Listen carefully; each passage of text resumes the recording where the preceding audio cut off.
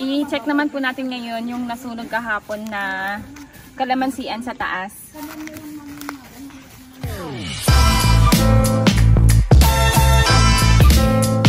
Audio.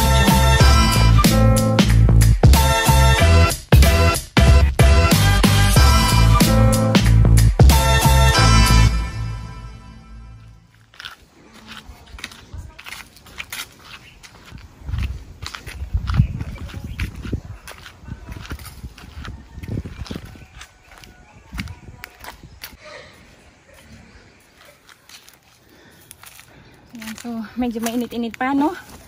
Marami. I-check ko lang yung nasunog kahapon. Ayun, no? Napakalawak.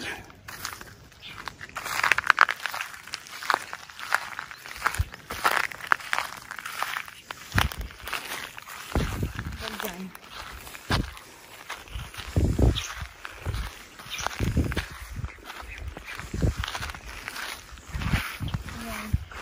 Sinusunog po lahat ng kalamansi. Baka sa tag-ulan, sana mabuhay para mapakinabangan pa. Kahapon kasi talagang kinabahan kami mamaya kasi dumiretso doon sa may pigiri po namin. Ayan. Pagbaba kasi dyan, pigiri na po namin doon sa pinakababa. Marami rin mga puno dito, mga kahoy, ganyan, mga damo na matataas. Kaya nakakatakot. Buti na lang at naagapan po namin. So, mano-mano lang po namin ginawa yan.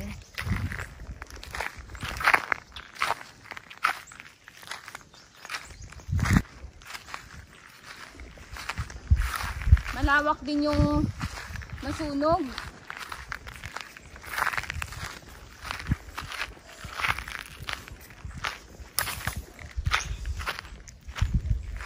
Ayan. Talagang rin, ito patay na rin, oh. Yung kalamansi na to, patay na. Ang daming mga namatay na kalamansi po dito. Tsaka yung sa puno naman, naagapan naman po namin yung puno na nasusunog kahapon. Yan, kaya nabuhusan po namin ng tubig. Kami lang po talaga yung nagpatay ng apoy dito para hindi na kumalat. Kasi dito lang po sa loob ng farm po namin nasunog. Pero sa kabila naman, or sa kapitbahay namin dyan, wala naman nasunog sa kabila. So, dito dati kasi hindi mo makikita na yung bakod. Ayan, oh. Hindi mo makikita yan. Pero ngayon, kitang-kita mo na yung bakod, diba? Ayan. Nagpalimos kami dati, pero hindi ganun kalinis na makikita mo na yung bakod.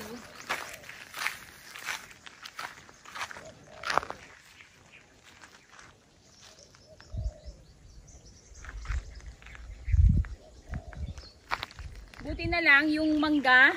Ayan, hindi po nasunog yung mangga.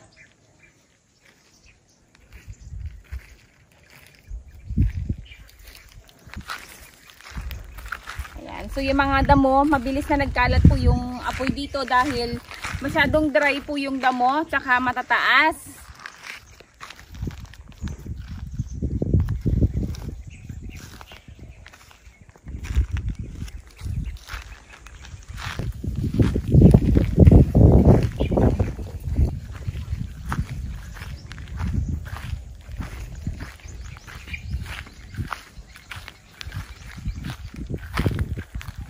Ganyan, no? O yan, bakod na yan. Napaikutan na po to ng bakod kasi. Kaya yung sa kapitbahay hindi na nadamay. Buti na lang at hindi na po nadamay at hindi na kumalat yung apoy. Yan, so dito lang po talaga sa loob ng kalamansian yung nasunog. Nanghihinayang lang po ako sa kalamansi kasi yan, inalis na po namin dati yung vines, nilinisan na po namin yan. Tsaka ang dami na pong bunga. Pero ngayon makikita mo yan, wala na, sunog na. Tapos itong mga nag-i-start pa lang sana lumaki yung kalamansi, oh. O yan, sunog na. Wala na, hindi mo na rin mapakinabangan. Yung caretaker po kasi namin, nagbantay po siya kagabi, baka kasi biglang umapoy or may masunog ulit. Ayun, so far okay naman na po, safe na.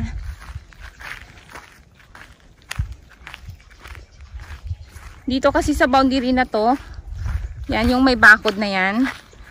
may bahay po dyan ng kambing. Ayan, so pag nasunog yan, dire-diretso po yan sa baba. Ang daming masusunog.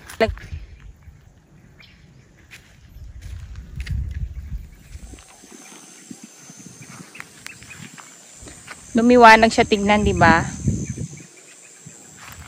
Hindi na ako makapunta doon kasi puro uling-uling po yan eh. Hanggang doon yan sa likod. Mauling.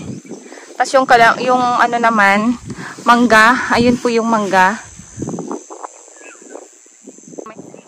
Ayan, so may mga dahon lang na nasunog. Dito rin, ayan, yung isang kahoy na yan. Nasunog, yan. Ito hindi naman. I-save pa namin yung ibang kahoy dito.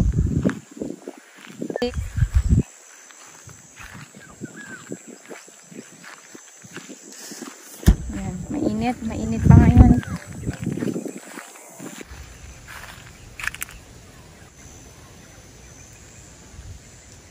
Hanggang doon. Tsaka dito, ayan. Ayun, pasalamat na lang tayo at hindi na kumalat yung apoy. So dito lang po talaga sa taas. Kasi pag yun kumalat, ang dito nga po sa may ano namin, ito, bakod. Pagbaba kasi niyan, puro mga damo, tsaka kawayan. So mas marami pong masusunog. Ayan o, pababa na po kasi ito sa piggery eh. Ayan o, ang dami, diba?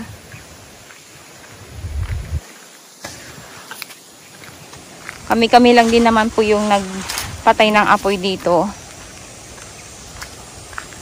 Hindi na rin po kami humingi ng tulong sa kapitbahay.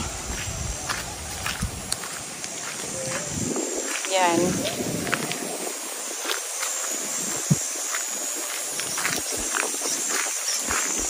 Ganda na. Dami na rin puno po dito. Tsaka mga kawayan.